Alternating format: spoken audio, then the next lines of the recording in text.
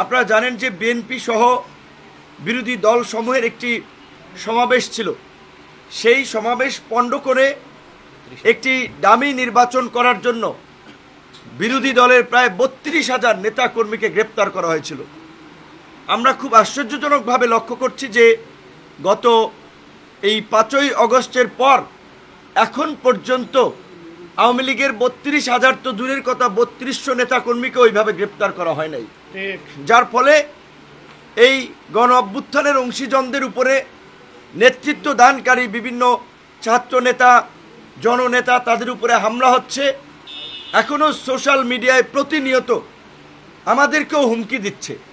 সেই জায়গা থেকে আমরা বারবার বলছি যে আওয়ামী লীগের বিষয়ে যদি চূড়ান্ত সিদ্ধান্ত না নেওয়া যায়, এটি যদি ঝুলিয়ে রাখা হয়, সেটি আমাদের গলার কাটা হবে এবং সেটি ভবিষ্যতে দেশের স্বাধীনতা সার্বভৌমত্বের জন্য একটি সংকট তৈরি করবে। কারণ এই আওয়ামী লীগ শুধুমাত্র এই দেশের অভ্যন্তরীণ কোনো রাজনৈতিক সংগঠন নয়, এটি সীমান্তের ওপার থেকেও একটি ষড়যন্ত্রকারী সংগঠন হিসেবে কাজ করছে। গত ৯ মাসে আপনারা দেখেছেন বাংলাদেশকে কিভাবে অস্থিতিশীল করার জন্য নানান ধরনের প্রোপাগান্ডা, নানান ধরনের স্যাবোটেজ তারা করেছে।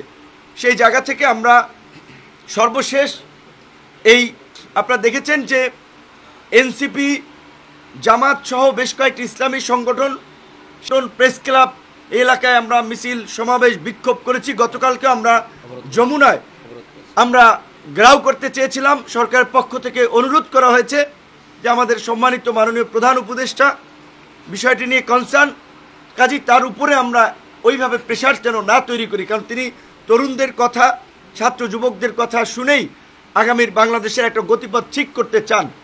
আমরা সরকারের প্রতি আস্থাশীল হয়ে আমরা যমুনার ঘেরাও কর্মসূচি করি নেই, কারণ আমাদের সাধারণ সম্পাদক সহ আমরা বিভিন্ন সময় আমরা বক্তব্যে যেটা বলেছি, এই সরকার তো ভাই আমাদের রক্ত, ঘাম, জেল জুলুমের বিনিময়ে এই সরকার গঠিত হয়েছে। কাজী এই সরকারের বিরুদ্ধে আবার কেন আমাদের ঘেরাও করে দাবি আদায় করা লাগবে? এই সরকারকে কেন আমাদের দাবি আদায় বাধ্য করা লাগবে? অবশ্যই জনগণের যদি জনসম্পৃক্ত দাবি ওঠে, আশা করি সরকার সেটি গুরুত্ব সহকারে বিবেচনা করবে। কিন্তু একই সাথে এটিও আমাদের দৃষ্টিগোচর হয়েছে, গত ৯ মাসে আমরা দেখেছি এই সরকারের উপদেষ্টা পরিষদে যারা আছেন তাদের কারো কারো মধ্যে আপোষকামী মনোভাব। বিদেশি দূতাবাসে একজন নয় ৩ জন গিয়ে গোপন মিটিং করে তার কয়েকদিন পর দেখি করিডোর দেওয়া হয় এবং আওয়ামী লীগের পুনর্বাসনের সিদ্ধান্ত নেওয়া হয়। দামি রাষ্ট্রপতি এবং এই ফ্যাসিবাদের অন্যতম পৃষ্ঠপোষক রাষ্ট্রের সর্বোচ্চ জায়গা থেকে জনাব আব্দুল হামিদ পালিয়ে যান এবং রাষ্ট্রপতির এবং এই আমাদের স্বরাষ্ট্র উপদেষ্টার নাটকটা দেখেছেন, কিশোরগঞ্জের এসপিকে প্রত্যাহার করেছে। আচ্ছা, রাষ্ট্রপতি থাকে ঢাকায়, উনি ঢাকা থেকে পালিয়ে গেলেন, সেটার জন্য দায়ী হতে পারে ইমিগ্রেশনের কর্মকর্তারা, সেটার জন্য দায়ী হতে পারে এসবির কর্মকর্তারা, সেটার জন্য দায়ী হতে পারে পুলিশের ঊর্ধ্বতন কর্মকর্তারা। কিশোরগঞ্জের আইজি এই এসপি কী করবে? তো এইভাবে উদরপিণ্ডি বুদর ঘাড়ে তারা চাপিয়ে কিছু কিছু উপদেষ্টা আমাদেরকে একটা ভূগোল বোঝাচ্ছে। এইটাও আমরা পরিষ্কার করে বলতে চাই, ব্যক্তি ডক্টর ইউনূসের কারণে এই উপদেষ্টাদের অনেকের বিরুদ্ধে এখন পর্যন্ত আমরা ওইভাবে আন্দোলন করি নাই। নাহলে এই উপদেষ্টারা এতদিন যেই সমস্ত পাগলামি করেছেন, যেই সমস্ত ভাবসাব দেখাচ্ছেন, এই উপদেষ্টারা সচিবালয়ে ঢুকতে পারতো না যদি আমরা রাস্তায় নামতাম।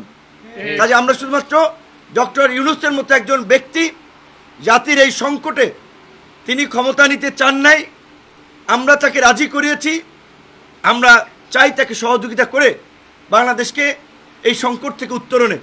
কিন্তু ডক্টর ইউনূসের সাথে যেহেতু আমাদের ওইভাবে স্বাভাবিকভাবে সবসময় কথা বলার সুযোগ থাকে না, এবং এখন এই যে উপদেষ্টা পরিষদে একটা কাচের দেয়াল বা বলয় তৈরি হয়েছে, আশপাশে থেকে এই যে ভুলভাল বুঝাচ্ছেন আওয়ামী লীগকে পুনর্বাসন করতে হবে, বিদেশিদের চাপ আছে, না হলে গ্রহণযোগ্য হবে না, এই সেই কথাবার্তা বলে, যার ফলেই সরকার গত ৯ মাসে আওয়ামী লীগের প্রতি কিছুটা নমনীয় ভাব দেখিয়েছেন এবং স্বরাষ্ট্র উপদেষ্টা পুরোপুরি ব্যর্থতার পরিচয় দিয়েছেন। তার কাজকর্মের দুর্বলতার কারণেই আজকে আওয়ামী লীগ এখনও ঘুরে বেড়ায়, এখনও আমাদেরকে হুমকি দামকি দিয়ে বেড়ায় কিংবা হাসনাতদের উপরে হামলা হয়। তাই আমরা মনে করি এই স্বরাষ্ট্র উপদেষ্টার দিয়ে কাজ হবে না, এই স্বরাষ্ট্র উপদেষ্টা পরিবর্তন করতে হবে। এবং একই সাথে এই দুর্বল অনভিজ্ঞ এই উপদেষ্টা পরিষদ দিয়ে এই রাষ্ট্র সংস্কার এবং নতুন বাংলাদেশ বিনির্মাণের কাঙ্ক্ষিত লক্ষ্যে পৌঁছানো যাবে না। আমরা বারবার বলছিলাম এটি একটি জাতীয় সংকট, এই জাতীয় সংকট থেকে দেশকে উত্তরণের জন্য জাতীয় সরকার দরকার।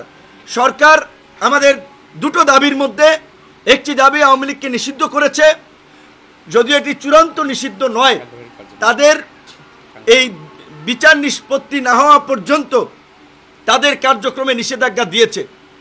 আমরা নির্বাহী আদেশে একেবারে চূড়ান্ত নিষ্পত্তি চাই না, আমরা বিচারিক প্রক্রিয়ায় তাদের একটা নিষ্পত্তি চাই। কারণ তারা গত 16 বছরে যেই গুম খুন মানবতা বিরোধী অপরাধ এবং গণতন্ত্রকে ধ্বংস করে একদলীয় শাসন ব্যবস্থা কায়েম করেছিল, তাতে বিচারিক প্রক্রিয়ায় আওয়ামী লীগ নিষিদ্ধ হয়।